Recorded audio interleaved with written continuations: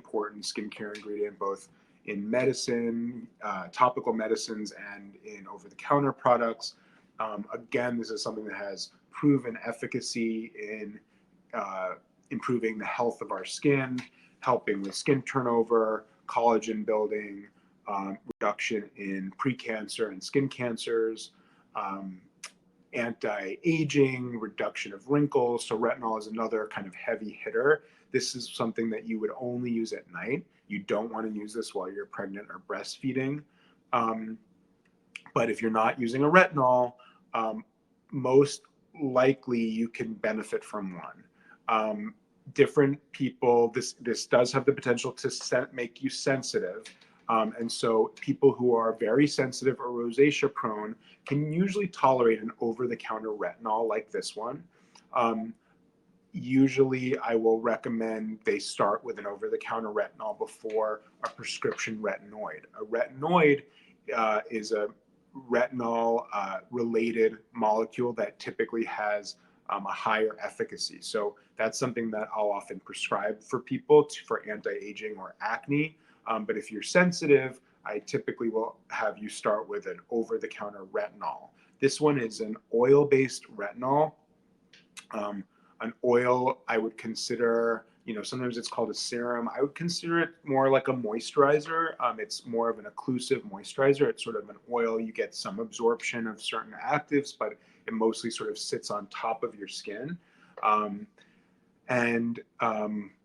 By doing that, it kind of protects your skin from water loss. So at night, this is a nice way to get both some moisture and some protection from water loss, as well as a retinol. Retinol can be a little irritating when you first start using it. It can cause redness and peeling, so you have to start slow.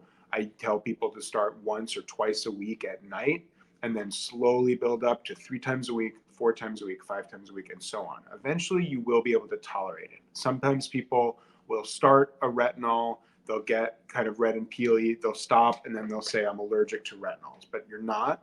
It's just your skin hasn't been retinized yet. Once you get your skin retinized, you should be able to use it every night, and you should be fine. Your skin would look normal, you're not more sun sensitive, and everything will look good. You should stay nice and smooth. It helps prevent blackheads and whiteheads, and it just has a lot of really nice effects in the skin.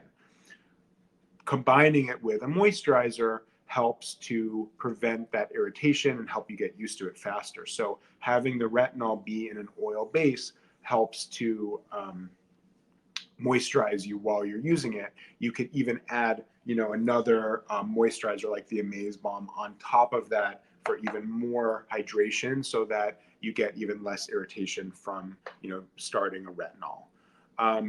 So I think that's about all the products that I was going to talk about today. But I think the important thing is just, use whatever you want, use whatever you think you need, whatever makes you feel good. But it's nice to know how to layer things so that, you're not putting on like a thick occlusive moisturizer and then trying to put on, a toner or a serum, because you're not going to get much absorption.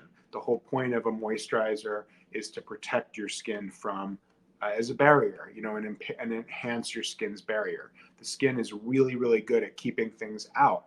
The stratum corneum is a dead cell layer that prevents things from absorbing. We don't want it a way that, we don't want it such that everything we touch gets absorbed into the skin. The stratum corneum is going to help us do that.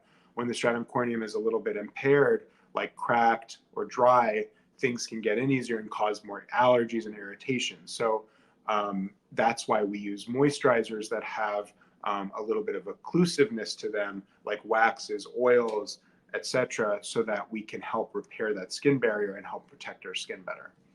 So thank you everyone for joining me. I will see you next week. I'm on Instagram if